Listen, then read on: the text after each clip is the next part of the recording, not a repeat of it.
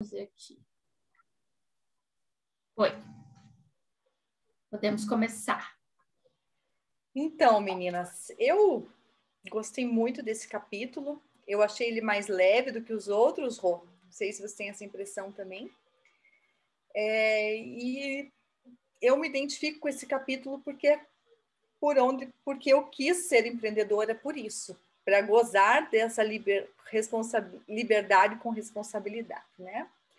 E aí ele começa falando sobre eliminar as políticas de férias. Então, lá na Netflix, as férias não precisam de uma aprovação prévia e os gestores decidem, junto com a sua equipe, quando cada um vai ter esse período de descanso. E o fundador da Netflix, o Reed, ele já acreditava, mesmo antes de fundar a Netflix, que pessoas que trabalhavam com criatividade, elas não deveriam ter o seu trabalho medido por horas, e sim por produção. Se elas produzissem bem, ok, não precisava cumprir uma carga horária, né? Ele já acreditava nisso. Mas, no entanto, né, quando a Netflix foi inaugurada, fundada, o curso seguia num ritmo normal do mercado. Havia uma política de férias. E aí, em 2003, quando a Netflix já estava começando já tinha parado de engatinhar, já estava começando a andar com as próprias pernas, e eles começaram a pensar: se a gente responde e-mail fora do expediente, se a gente trabalha nos finais de semana, por que não eliminar as políticas de férias?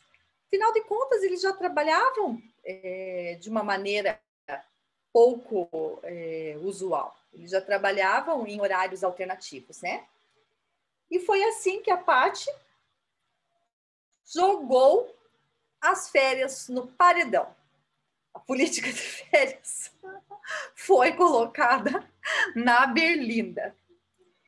E aí, é claro, né, que surgiram algumas questões, eles começaram a pensar assim: e se num verão, num feriado prolongado entre o Natal e o Ano Novo, num inverno pesado, e se sumir todo mundo da empresa? Eles sabiam que existiam esses riscos, mas eles acreditavam ainda que valeria a pena correr o risco e, inicialmente, eliminaram a política de férias como um plano de experiência, né? Ainda não era uma coisa concreta, ainda não era algo que fosse definitivo. E aí, eles começaram a pensar, né, nas pessoas da Netflix que se favoreciam do ócio criativo. E aí tinha um certo lá, chamado Neil, que era chamado de cérebro de espeto, porque ele era magro e alto, ele tinha 1,93 m e era muito inteligente, muito inteligente. E era ele quem era o responsável pelas ações mais inovadoras da Netflix. E ele contava que essas ações, essas ideias malucas, surgiam quando ele estava lá nas aventuras dele. Ele era aventureiro, ele gostava de esportes radicais e ao ar livre. E ele dizia que era o ócio que ajudava na performance dele. E aí tem uma frase do livro que diz assim: se você trabalha o tempo todo, nunca ganha a perspectiva de ver seus problemas com novos olhos. Então, eles partiram dessa premissa, partiram do exemplo do Neil, e foi assim que eles deram o start dessa eliminação da política de férias. E também uma outra frase do livro que fala assim, ó: férias ilimitadas ajudam a atrair e manter os melhores talentos, especialmente da geração Z e os milênios, que resistem aos relógios pontos. Então, eles acreditavam que isso ia trazer um benefício para a Netflix. No entanto, eles começaram a perceber que os líderes tinham que dar exemplo e gozar plenamente das suas semanas de férias. Por quê? Porque essa eliminação ela poderia incorrer em pensamentos dos colaboradores como: mas eu vou tirar 2 semanas de folga, sendo que o meu gestor não tirou? E se ele me achar folgado? E se ele achar que eu estou sendo descomprometido? Então, eles entenderam que os próprios gestores tinham que dar o exemplo em relação à política de férias. E, na época, a decisão da Netflix até suscitou a curiosidade da imprensa. E o CEO de uma delas relatou numa matéria de jornal que tentou implementar essa política. Mas a ideia de eliminar as férias foi abolida pelos próprios colaboradores em uma votação. E, nesse momento, o Reed ele percebeu que o plano de férias adotado por eles não era algo assim tão popular, né? E ele compreendeu que essa visão equivocada dos colaboradores daquela empresa X, que tinha desistido dessa ideia, ela existia justamente porque as lideranças não davam exemplo, porque as lideranças não gozavam desse direito e que isso estimulava pensamentos negativos por parte dos colaboradores. Então, para que tudo que desse certo, eles tinham que tirar férias. E aí, o Reed, depois desse episódio da matéria de jornal, ele começou a não só tirar as férias, como a falar delas nos corredores. Começou a contar das experiências deles e tal. A Paty, né, até achou que ele tirava mais de 6 férias por ano, porque era tanto passeio pela Itália, pelo Monte Fuji. Pensou, não é possível, ele tira mais de 6 semanas de férias por ano, porque o que ele contava realmente era inspirador. E eles também acreditavam que eliminar a política de férias não significa um vazio. O gestor que não der exemplo para sua equipe não vai conseguir gerenciar as decisões tomadas pelos próprios colaboradores. Aí ele conta de um funcionário chamado Kyle, não sei se é assim que se pronuncia, se escreve Kyle pelo menos, mas eu acho que a pronúncia é Kyle. E ele era um senhor, ele tinha quase 60 anos, ele tinha 2 filhos crescidos já, e o Kyle era do departamento de marketing e trabalhava, e para o Kyle cumprir os prazos, viver naquele ritmo frenético, era o que fazia sentido para a vida dele. Então, ele não fazia a mínima questão de tirar férias, e não tirava. Isso trouxe um efeito colateral para a equipe dele. Tinha a dona lá na equipe dele que se ausentou apenas quando ela teve o segundo filho. Depois de 4 anos, ela foi para um feriado de ação de graças na casa da mãe dela, mas mesmo assim não conseguiu aproveitar as férias, porque ficou online o tempo todo, né? Dando satisfação provavelmente para o Kyle, que não fazia a mínima questão de ter folga, de ter vida fora do trabalho. E aí, a dona teve burnout, sofreu com a síndrome de burnout. E aí, eles começam a falar do Greg, que era um outro executivo da Netflix. E aí tem uma falinha do Greg no livro que diz assim: como líderes, o que dizemos é a metade da equação, para mostrar que as lideranças tinham que dar exemplo. E pregar que o funcionário tivesse um equilíbrio entre a vida pessoal e a vida profissional, mas trabalhar 12 horas por dia, não adiantava, porque os funcionários, os colaboradores, os filhos, a gente aprende muito pelo exemplo, a gente aprende pela imersão, né? Então, ele dizia que tinha que dar o exemplo. E aí, ele conta sobre um funcionário dele, que era funcionário lá do Japão. O Greg foi gestor no Japão, na Netflix. Ele conta que teve um trabalhador lá, chamado Aruka, que mudou a vida dele depois que ele começou na Netflix, porque ele começou a ter férias. E no Japão isso era muito incomum. O Aruka passou 7 anos sem férias e numa única oportunidade foi no casamento da irmã. Eu tenho conhecimento que isso é bem normal mesmo. Dizem que é. E daí diz até no livro assim, ó. O trabalhador médio japonês tira cerca de 7 dias de férias por ano, sendo que 17% deles não tiram férias. E o Greg, depois que ele entrou na Netflix, ele começou a sentir o gostinho bom da vida, que o desespero dele era sair da Netflix e voltar para aquela rotina esgotante que ele vivia, sabe? Então, e aí ele conta de uma outra funcionária da equipe dele também, que era a Sara. E a Sara trabalhava mais ou menos 70 horas semanais. Gente, é o dobro quase do que a gente trabalha, né? O que eu digo a gente, o funcionário brasileiro padrão, né? Que trabalha 40 horas. E a Sara, apesar disso, ela tirava férias 6 vezes por ano, né?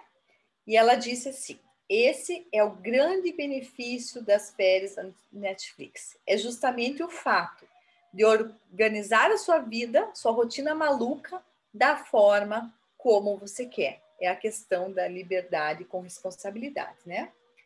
Aí eles contam o caso do John também. O John também era pai de 2 menininhas, gostava de andar de bike, gostava de carros antigos e às vezes ele se sentia culpado por tirar tantas férias, por poder viver mais próximo da vida, né, das filhas dele. Mas aí, quando ele vinha com pensamentos negativos, ele mesmo fazia uma autoterapia e dizia que ele tinha encontrado na Netflix uma forma de viver em equilíbrio, né? Conciliar a vida pessoal, profissional, ver as filhas crescerem e se ele ficasse até madrugada respondendo e-mails, não tinha problema que ele tirasse uma tarde na semana para resolver as questões pessoais. Então, é assim que funcionava lá. E se a gente for lembrar, Rô, dos outros capítulos, eles diziam a Netflix é uma empresa para adultos. Para trabalhar na Netflix, precisa ser adulto, né? E aí tem uma outra frase do livro que diz assim: sempre ouço história de pessoas que não tiraram férias. Sei que é a hora de colocar esse assunto em pauta nas reuniões de diretoria. É uma frase do Rich. Então, quando ele percebia que os gestores estavam boicotando a política de eliminação das férias, ele puxava todo mundo para a terra, né? Puxava todo mundo para o centro de novo. E aí, eles falam também que são os colaboradores que decidem em quais períodos eles vão usufruir desse direito. E quando isso começa a se tornar um comportamento padrão, as pessoas vão aprendendo umas com as outras e vão observando o comportamento uma das outras, né? E aí isso era para que a política de eliminar férias não colocasse a empresa no caos, né? Não colocasse a empresa no abismo. E aí eles falam de uma outra atitude da liderança, que não é só dar o exemplo, mas é liderar com contexto e não com controle. E aí eles contam 2 casos negativos. Um do departamento de contabilidade, no momento em que todo mundo tirou, né, uma licencinha, umas férias lá no feriado do Natal e do Ano Novo, e que, por conta da ausência de tantos funcionários de uma única vez só, o chefe não conseguiu entregar o balanço no tempo que era estimado, né? Quando eles precisavam. Que daí, tanto que Isso. era o momento mais importante desse setor, né? E ele precisava contar com Sim, todos ali, né? ele precisava da força de todos, e isso aconteceu em 2007, a Netflix foi inaugurada no começo da década, então a empresa já tinha 4 anos, e eles se depararam com essa situação do departamento de contabilidade, que era o auge dos resultados daquele departamento, eles não conseguiram entregar, porque todo mundo tinha Porque, batido as asas. inclusive porque eles achavam a época mais chata, então, por conveniência, eles resolveram sair, né? Sim, Pegar férias, sim, né? Porque eles sim, não queriam lidar com isso. exatamente. Porque todo mundo quis fugir da sua responsabilidade, né? E aí um outro momento, ele encontrou uma outra gestora na cozinha e a gestora falou para ele, olha, essa tua política de eliminar as férias está acabando comigo, porque eu tenho 4 funcionários ausentes e tenho ainda essa ausência combinou com uma licença paternidade e ela estava descabelada, cheia de olheiras, caindo pelas tabelas na cozinha. Então, ter funcionários dormindo na cozinha também não era produtivo para a empresa. Que alguns ficassem sobrecarregados por causa das férias dos outros. Então, aí eles começaram a pensar que mesmo... Aí eu lembrei da Camila, que mesmo a regra não ter regras, precisava de regras, né? Daí é uma questão contraditória do livro, né? Aí eles colocam 3 pontos que os colaboradores precisavam ter em mente, questões como: quando fosse ficar ausente 1 mês, avisar com 3 meses de antecedência. Mas se fosse ficar ausente 1 semana, 5 dias úteis, né? 1 mês era suficiente para avisar. E aí as 3 outras questões eram: sempre atuar em prol dos interesses da empresa. A 2, nunca faça nada que impeça os outros de cumprirem seus objetivos. E a 3, faça o que puder para cumprir seus próprios objetivos. E aí eles contam a história também de uma matéria publicada no Daily Telegraph, na Inglaterra.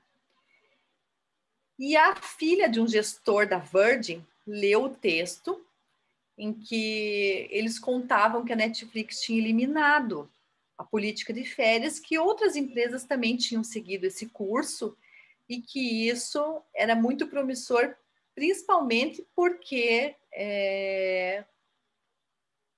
estimulava a retenção de talentos. Essa era a principal objetivo, né? Quando as pessoas estão felizes, quando elas têm um ambiente de trabalho em que elas podem viver em equilíbrio, em que elas sentem essa confiança, elas tendem a ficar nesse emprego. E aí, eles contam que outras empresas também adotaram essa política, como uma empresa pequena chamada Mamote, e eles perceberam, 1 ano depois dessa eliminação da política de férias, que os funcionários se sentiam valorizados e que isso era um diferencial para eles, essa política era um diferencial para eles se manterem naquele emprego. E aí, depois o livro, depois ele fala de uma outra matéria que eu vou comentar no final do capítulo. Ah, não, já chegou o final desse capítulo, já é isso mesmo. E aí, eles contam a história de um jornal chamado Mercury News, que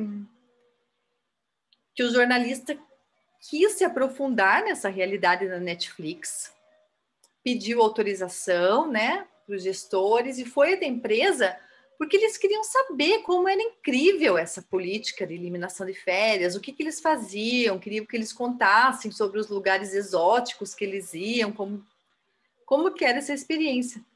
E quando ele começou a entrevistar essas pessoas não começaram a não contar nada demais. E aí ele queria transformar aquela informação num furo jornalístico, e no final do dia ele chegou para a Patty e falou a seguinte frase: não há matéria aqui, ninguém está fazendo nada de incomum. Você sabe que os seus funcionários me disseram? Eles adoram a política de férias, mas tiram férias de modo como sempre tiraram. Então, o que nos parece é que isso era algo que já existia informalmente e que aí começou a existir formalmente, com algumas regras, de uma forma mais clara e transparente. Essa é a parte 3A. Quer fazer algum comentário, Rô? Perfeito. Ai, cara, eu adorei, achei muito bom, porque no final das contas, né, a gente tem diversas situações que a gente passa durante o ano, que seja porque a gente está doente, que seja porque a família está doente, ou Porque a porque você família quer precisa de um viajar. apoio. Uhum. Então, assim, ou você vai fazer uma cirurgia, sei lá, né, você precisa ficar de repouso, enfim. Eu acho que é, o que eu vi, assim, é que quando eu não podia, eu nunca passei por uma situação que eu não pudesse pegar férias, né? Mas que eu é uma coisa assim que eu nunca me desceu muito, assim, sabe? Isso. Então, talvez porque eu sou de outra geração, né? Mas eu sei que pensar nessa possibilidade, ou ver que alguns colegas sofriam por não conseguir tirar, isso me revoltava muito, porque Mas, pô, isso existe mesmo. uhum. Não, porque assim, para mim é falta de respeito, assim, sabe? Porque você tem uma vida, né? Você tá ali, a maior parte da sua vida dedicada ali ao trabalho, nada mais justo de você ter uma parte dela ali, né, para você dedicar com o que você quer, porque se você não tiver minimamente ali satisfeito, você não vai ter nada de produtividade, você não Pô, vai ter nada para entregar, mas né? você sabe que hoje em dia, quando eu olho para trás, eu penso que eu fui achacada no meu primeiro emprego. Eu penso que eu tive É. meus direitos violados, que eles abusavam, só que eu era, né? Eu Ai, que precisava raiva daquele daquilo dinheiro ali. naquele momento, eu precisava Uhum. e, né, eu encarava como uma oportunidade por ser uma empresa grande. Mas Ah, hoje mas eu eu vejo acho muito. que a Eu acho liderança assim, era sabe? Assim, vergonha dessa empresa, entendeu? é Não de vergonha você, dessa empresa que explorava. e as coisas lá permanecem, melhoraram um pouco, mas as coisas permanecem ruins. Tanto que essa Ah, sim, empresa, imagina. isso é uma coisa que vale a pena contar, foi a que me estimulou a abrir meu primeiro negócio.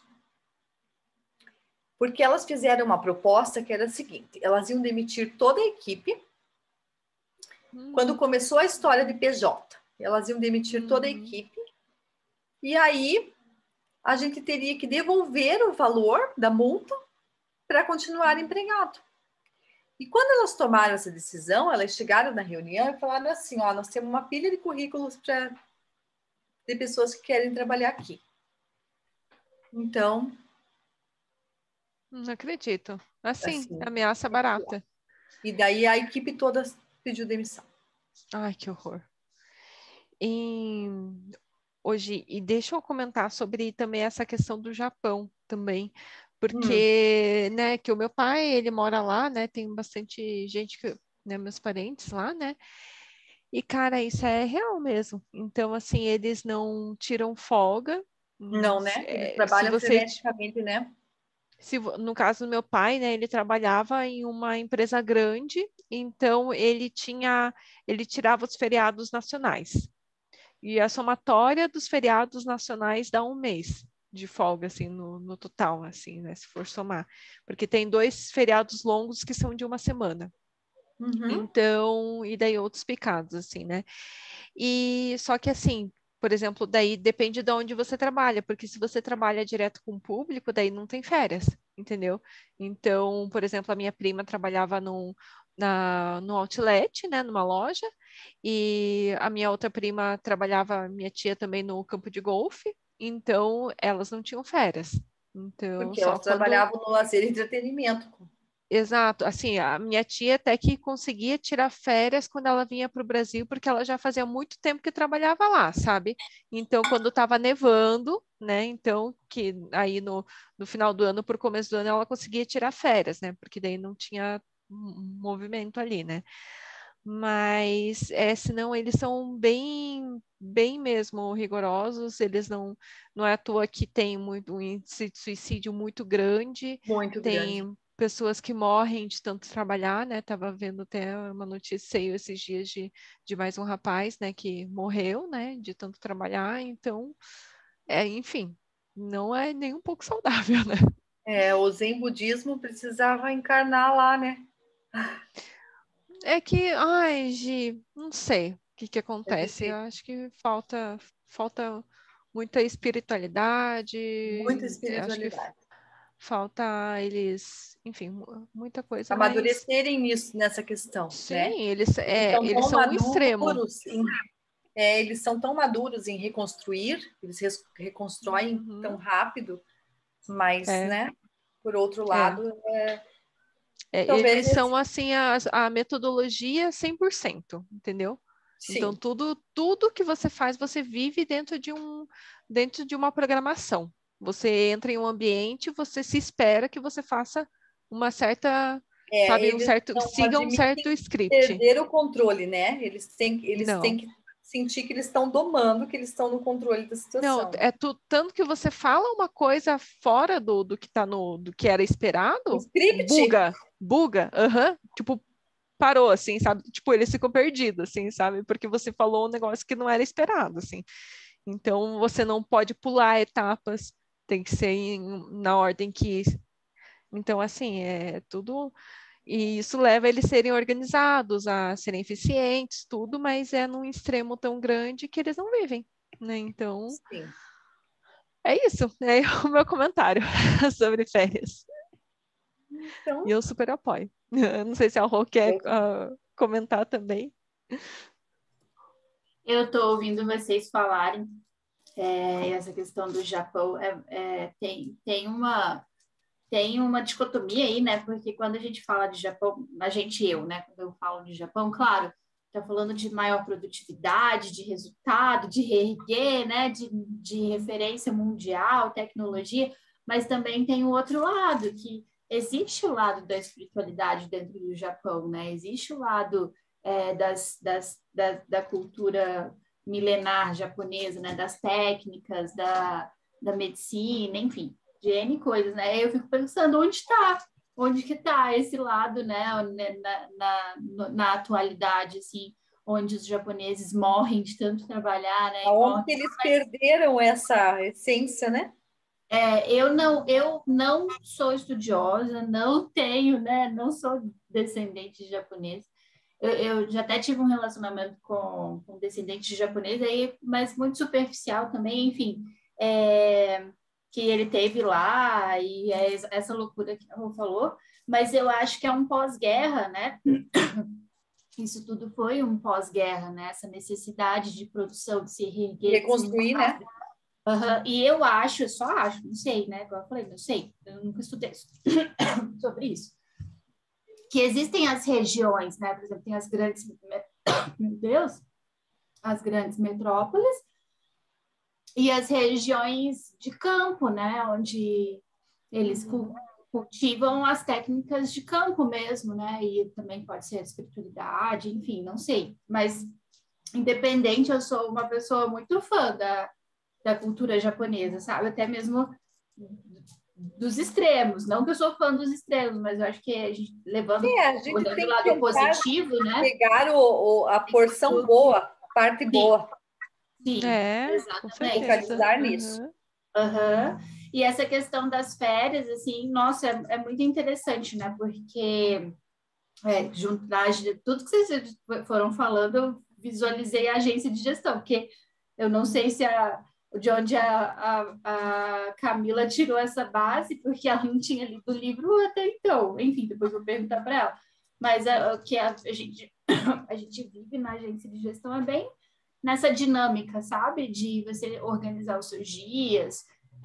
Para mim, isso faz muito sentido também, de tipo, trabalho até mais tarde um dia, no outro dia eu dou uma descansada, isso faz muito sentido para mim. E de tudo, por exemplo, voltei para o CrossFit.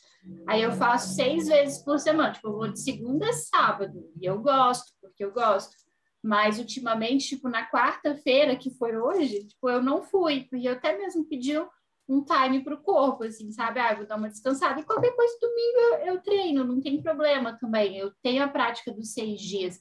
Mas parece que no meio da semana, já, tipo, pera que eu preciso respirar. Sabe E eu qual é o dia comecei da a pôr na semana agenda. que é mais difícil para mim é na quinta. Quinta, eu acho que é o dia que eu estou no livro. Tanto que eu preferi quarta participar à noite, porque para mim acordar quinta às 6 e pouco da manhã ia ser. Eu venho assim, segunda e terça muito intenso, aí quarta eu já tô acabada. Aí eu preciso aí eu dou uma descansada, Precisa de igual um hoje ar, eu né? em casa, aí já peraí, amanhã começa de novo. Aí sexta já descansando. Sexta tem o efeito psicológico, que amanhã é sábado. Tem. E olha, mas eu vou falar uma coisa para vocês. Da dinâmica, enfim, um outro momento eu conto mais detalhes, mas assim, eu não tiro férias desde... Eu não sei quando eu tirei férias, na verdade, não existe férias, assim, tipo, tirei férias, eu não me lembro, de verdade. Eu também, Não me lembro. Tipo, de desligar eu inteiro? também, porque mesmo eu tenho que responder os e-mails, tenho que comandar uma coisa aqui e ali, eu também. Eu lembro de férias da faculdade, e aí eu vou fazer 12 anos de formada de faculdade, isso eu lembro das férias da faculdade. A gente tirou agora no final do ano. Daí a gente eu tirou. vi. A gente tem que aprender com o livro também. Então, que por um lado eu gostava muito, sabe? Tipo, eu há 10 anos trabalho no empreendedorismo, né? Então eu gostava, eu viajava, eu falava, eu levo o meu trabalho para onde eu vou. Eu gostava, mas eu acho que era porque eu era um pouco mais jovem, tinha mais energia. Hoje eu estou trabalhando para que em breve, daqui um mês ou um pouco mais, eu tire uma férias que eu não quero pegar no telefone. Tipo assim, se chegar alguma coisa, eu não vou responder, sabe? Me esqueçam.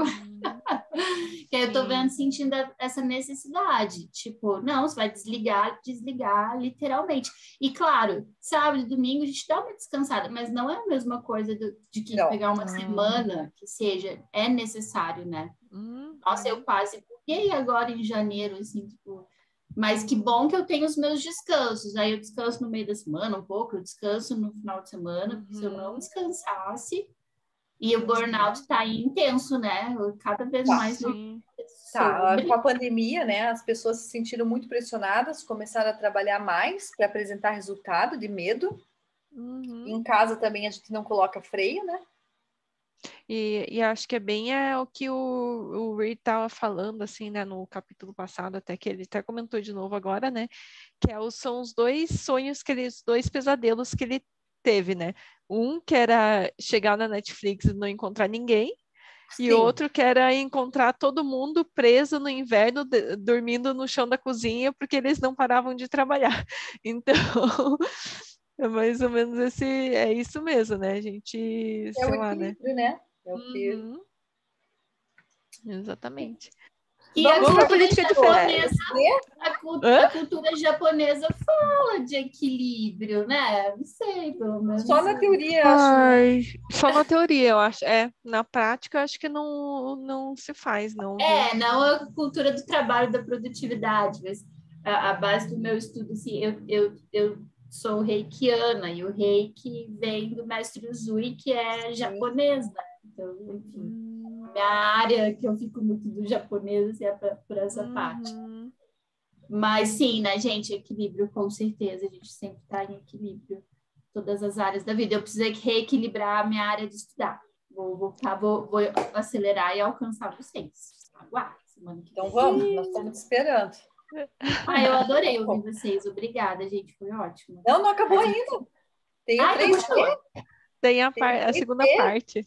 É que eu achei que você estava até cortei e falei, será que tá acabando? Não, no 3D, ele começa a falar sobre a política de despesas e viagens da empresa. Então, ele começa o capítulo contando uma história de uma empresa que ele trabalhava anteriormente, a fundação da Netflix.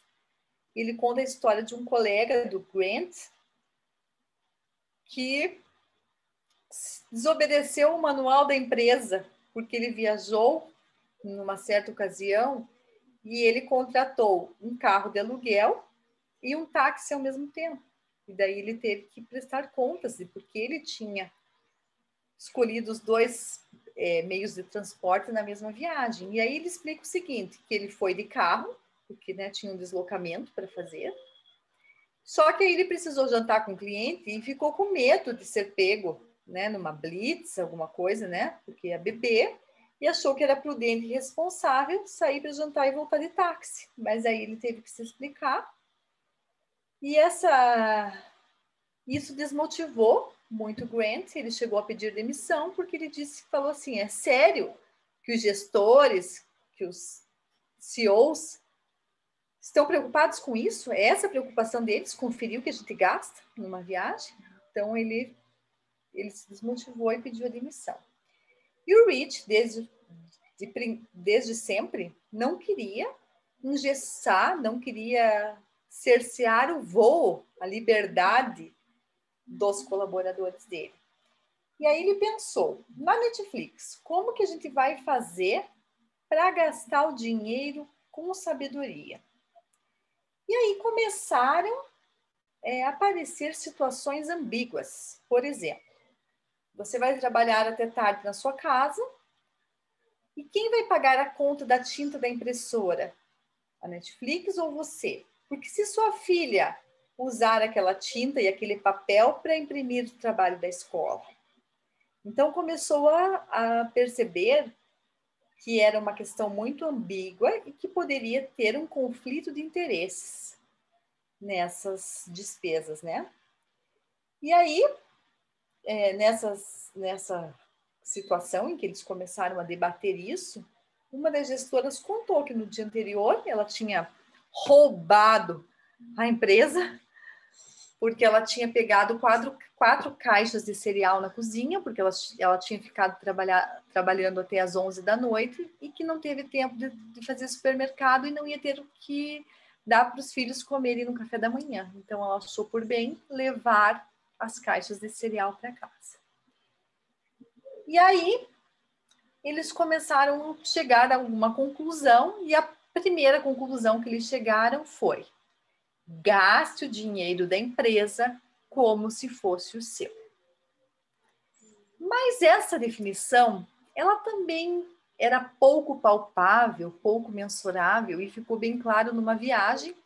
A equipe foi para o México e na hora de entrar no avião, o diretor financeiro se dirigiu para a classe executiva e os demais se dirigiram para a primeira classe. E isso gerou um mal-estar. E o mal-estar não era porque os funcionários estavam na primeira classe, mas é porque o diretor financeiro estava voando de executivo.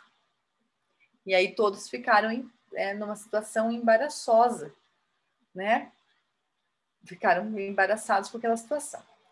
E aí, eles então aprofundaram essa política de despesas e colocaram uma segunda regra, que é: atue em prol da Netflix. Então, se alguém fosse viajar num voo noturno e tivesse que fazer uma apresentação no dia seguinte, poderia viajar de primeira classe, porque não combinaria com a reputação da Netflix que um colaborador fizesse uma apresentação com olheiras. Então, a política de voos ela começou a mudar também, e depois eles até falam lá no final do capítulo que se a pessoa precisasse fazer uma apresentação no dia de manhã, ela deveria avaliar o preço do hotel e analisar se não seria melhor ir um dia antes, né, dormir uma diária a mais, mas ser uma noite de descanso num hotel, o que valeria, o que seria mais em conta, pagar um voo de primeira classe ou pagar um hotel um dia a mais, né? E aí, mesmo começaram a aparecer outras questões, por exemplo, substituir uma mala, porque a rodinha da mala estragou durante uma viagem. Era certo ou errado? Então, eles começaram a ver que era uma linha tênue, que não era simples assim, né? Tomar uma decisão. E aí, eles citam uma pesquisa realizada no Vietnã, que conta que eles deixaram à disposição das pessoas uma pilha de jornal e que as pessoas poderiam pegar aquele jornal desde que fizessem o pagamento, né, numa caixinha ali do lado. E aí,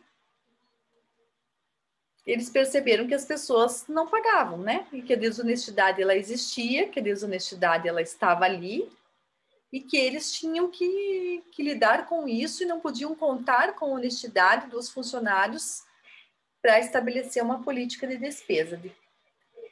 E aí a cultura da liberdade com responsabilidade estava valendo. as despesas sempre seriam analisadas pelo gestor. Então, os funcionários, eles tomavam decisões na hora que eles estavam viajando, eles não precisavam de uma aprovação prévia.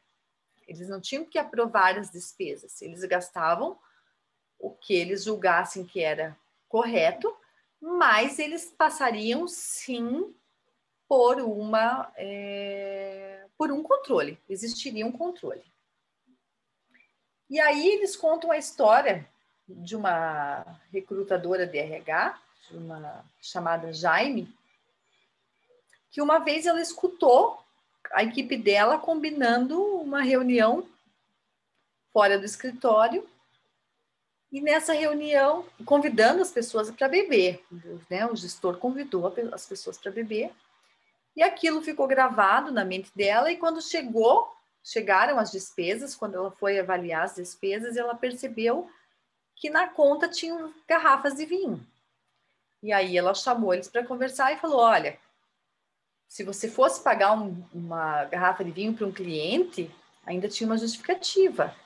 Mas reunião se faz aqui dentro da empresa. Alugue uma sala, faça uma reunião aqui dentro, porque vocês recebem um salário digno para pagar pelo próprio vinho de vocês, né? Isso não pode entrar na conta da empresa. E aí eles começaram a perceber que os limites deles estavam sendo testados e que eles tinham que andar na linha com as despesas. E aí isso começou com a escolha de voos de hotéis, que é aquela questão que eu acabei de comentar, né? Se valia mais a pena pegar uma diária a mais do hotel, ou, né, voar de classe econômica. Se fosse curta distância, não era aconselhável voar de primeira classe. E uma funcionária foi pega no flagrante em Las Vegas, a Michelle. As despesas dela não bateram, eram despesas muito altas, e o gestor dela chamou ela para conversar, e ela não tinha uma justificativa, ela não disse uma palavra, ela não tinha como explicar aquela exorbitância, e aí ela foi demitida. A Michelle acabou mudando de emprego, acabou fazendo carreira na outra empresa, se deu bem, mas eles perceberam que a Michelle não era alguém que poderia trabalhar na cultura da liberdade com responsabilidade. E eles chegaram a fazer uma conta, perceberam que as despesas com viagem eram 10% maiores do que se eles tivessem uma pré-aprovação, mas que esse era um custo baixo a se pagar para não engessar a liberdade dos colaboradores. E aí tem uma frase do livro que diz assim: o custo não será tão alto quanto impedi-los de voar, né? Enquanto cercear a liberdade de voar. E aí ele conta um outro caso que é bem interessante da questão da TV. Então, um dos gestores ficou até tarde da noite testando uma televisão para apresentar para um colunista de jornal, do Washington Post, a House of Cards transmitida numa televisão da Samsung com alta definição, em que dava para ver até o suor escorrendo do protagonista. E aí eles ficaram até tarde testando, e no outro dia, quando ele chegou, ele percebeu que aquela televisão estava toda armada para a apresentação, que seria às 10 da manhã, tinha sido descartada com outros aparelhos. E aí ele começou a tentar resolver aquele problema, começou a tentar procurar um fornecedor, alguém que entregasse a televisão, né? E quando ele estava ali, já perdendo as forças, apareceu uma pessoa com um cargo bem inferior, alguém que estava começando na Netflix, que falou: cara, não se preocupe, eu percebi isso e comprei a televisão. E aí na hora ele pensou assim, ele comprou a televisão, ele não precisou aprovar essa despesa com ninguém, ele comprou a televisão e resolveu o problema.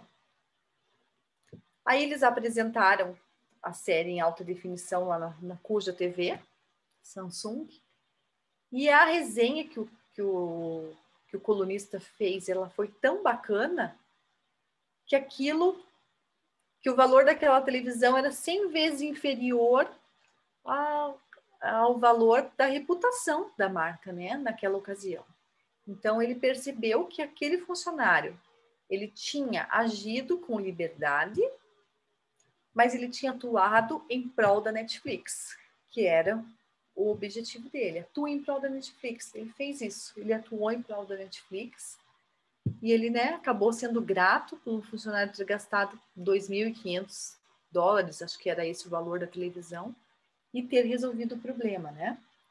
E eles também perceberam que as burocracias, como aprovação de contas, ela podia impedir agilidade na tomada de decisões. E aí conta a história de uma RP, que começou a trabalhar na Netflix, e aí ela tomou a decisão de mandar um e-mail marketing, que custa bem caro, uma mala direta, eu imagino, né, pelo correio. E ela perguntou, quem que vai aprovar esse custo? Ele falou, ninguém vai aprovar esse custo, você manda por fax a nota. E ela se surpreendeu, porque ela era uma funcionária que tinha vindo da HP, se surpreendeu com aquilo, mas aquela confiança que eles depositavam no colaborador, ela trazia agilidade para todo o sistema, né? E aí eles contam também a história de um outro funcionário, do Cláudio, que veio de uma outra empresa também. E o Cláudio quis saber qual que era a política na hora de levar um cliente para jantar fora.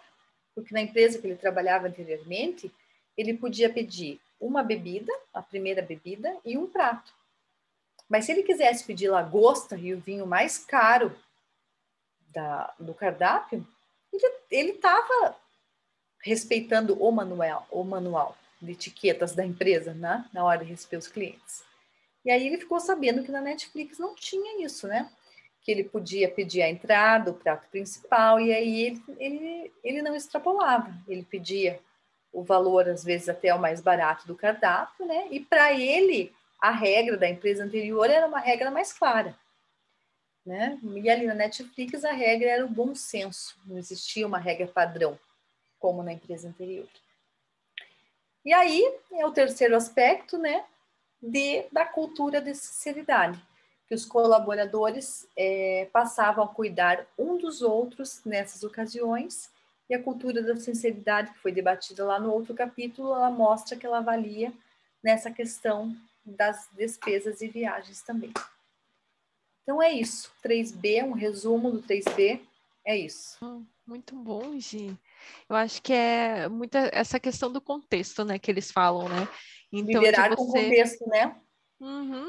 Então, assim, não sei se você já se deparou, mas eu já me deparei, né, quando eu trabalhava também, em situações assim que você pensava assim, cara, é isso que tem que ser feito, mas que você não tinha, né, essa autonomia, a confiança que aquele menino teve de comprar uma televisão de $2.500, né? Então, né, às vezes você pensa assim, putz, é isso que eu preciso fazer. Só que eu vou ter que subir para aprovação, a aprovação não vai vir na hora que eu preciso, né? Então é a questão da celeridade mesmo, né? E o contexto. Eu acho que tem várias situações ali que eu já me deparei mesmo, né? Que a gente pensa em agir em favor da empresa mesmo, mas que a burocracia nos poda. E, ao mesmo tempo, situações que você se sente muito mal, né? Porque você se sente explorado pela empresa de alguma forma, né? Porque, por exemplo, assim, eu me vi assim nessa da mala ali, né? Eu só uso essa mala basicamente para viagem, porque eu viajo direto. E daí a minha mala estragou. Por que eu tenho que arcar? E não era a empresa que tinha que me dar, então, uma mala para eu usar para todas as viagens? Carro, Então, o desgaste do carro que a gente viaja, a quilometragem da gasolina que as empresas pagam, elas cobrem o gasto do carro? pois é, né? Então são essas Eu já coisas bati assim, o carro numa reunião de trabalho. né? Quem que teve E que aí? pagar a franquia do seguro e tudo Uhum. mais? Daí eu acho que nessas coisas, assim, sabe, quando dá aquele nó na garganta, assim, que você pensa, tipo, que você vai ficar chateado com a empresa porque você sacrificou o que você tinha em prol dela e não vai ter retorno. Eu acho que é aí que entra o bom senso, entendeu? Não, eu acho que isso daqui vai entrar como despesa da Netflix, no caso, né, da empresa, porque, cara, não é justo. E eu Não é esqueci justo de comigo, falar também sabe? que eles começaram a discutir isso abertamente, como a questão da passagem do avião. Os próprios gestores começaram a ensinar a equipe a tomar decisões Aconselhar, na né? hora da despesa. Eles foram treinados, condicionados, né? Uhum. E daí tinha uma outra parte que eles diziam assim: se você for fazer uma compra e você pensar que o teu gestor vai te perguntar sobre aquilo, e se você não souber responder, se você se sentir mal-estar em responder por que você gastou aquele dinheiro, então não faça. Não faça. Uhum. Que é justamente a menina lá de Las Vegas. E É. aí é aquele negócio da Netflix, né, meu? Não deu fit, cai fora. E eles contavam isso na reunião, né? Eles faziam questão de contar isso nas convenções dessa menina para eles saber, para que os funcionários saberem que eles seriam punidos, que eles tinham, que eles estavam passando Tinham por que um se controle, que eles responsabilizar, estavam né? sendo testados na hora de gastar. Uhum. E daí ele fala que tem ele fala também para fazer esse comitê, né, que de tempos em tempos faz uma revisão dos gastos, né, de todo mundo para ver se está ok, né? Então ele chegou a comentar isso, né? Comentou e falou dos Comentou, né? 10%, que eles perceberam que era 10, que eles gastavam 10% a mais do que se tivesse Uhum. uma Isso. pré-aprovação.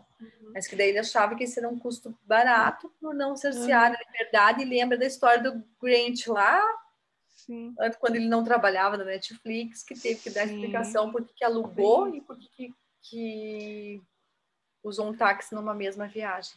Que daí ele falou assim, bom, ou o gestor direto, né, daí no caso não é o CEO, né, que está avaliando a conta ali, né, mas ou o gestor direto vai avaliar cada conta, né, que vier, ou essas contas vão direto para o comitê lá e que é como se fosse aquela amostragem lá de qualidade, né, vai um lote lá que vai ser fiscalizado para ver se está ok, né, e daí é isso, né, que daí é uma Sim, forma de você conseguir colocar mesmo em prática dentro da empresa, né. sim.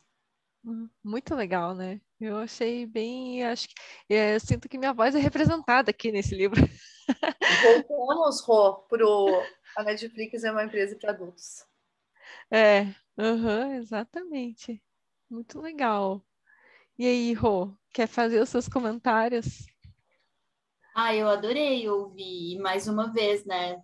Acaba se aproximando a experiência que eu vivo hoje, né, com a agência de gestão, e é bem engraçado, porque um pouco do que foi falado, eu lembrei de algumas coisas, tipo a Camila dá uma autonomia que eu inicialmente e até hoje para mim é difícil de entender. Tipo assim, mas ela me dando autonomia, eu até brinco, né? Ela confia mais em mim do que eu mesmo. Então, ela fala, não, vai lá e faz, né? Ou vai lá e se responsabilize por todos os processos do fazer, desde um custo, desde de N coisas, como a gente falou aqui. E como essa cultura, ela é muito mais inteligente, né? Ela é muito mais não só produtiva, mas eu acho que é expansiva é o nome, assim, porque a gente vai criando novos líderes dentro da própria liderança, né? Porque a pessoa que tem autonomia, ela vai criando esse perfil, esse comportamental líder, né? E aí a gente vai puxando outras, né? Os outros, hoje mesmo, uma das meninas estava com a gente, aí ela falou, vou fazer isso, aquilo. Eu falei, fala com a Cami que você quer fazer. Ela falou, será? Eu falei, fala, nossa, com certeza ela vai super te impulsionar a fazer, né? Não tenha dúvida disso, né? Era um aperfeiçoamento na área dela, enfim. Então, como que a gente vai crescendo todo mundo junto, né? A liderança que vai puxando, enfim. Essa autonomia muito importante. Não tem muito a ver, mas ao mesmo tempo tem a ver, né? Não, Porque é perfeito. de custos, recursos, mas ao mesmo tempo Não, Rô, muito legal isso que você falou, até porque a gente está falando aqui de um capítulo, né, que está falando sobre uma cultura de inovação, né, no final das contas. Então, é isso que a Netflix é, né? Então, a gente saber que a AG, né, tá nesse caminho é muito legal, né? Porque realmente Saber é que isso. isso Se você... existe, né? Porque é assim que... Meu, pensa que a Netflix começou com um aluguel de DVDs online, pensa. Tipo, eu tô aqui com um box do DVD do Sex and the City que eu não consigo vender para ninguém, porque quem quer ver DVD agora, entendeu? É relíquia que você tem agora. Então, você vê, né? Mas ninguém quer comprar, porque ninguém vê.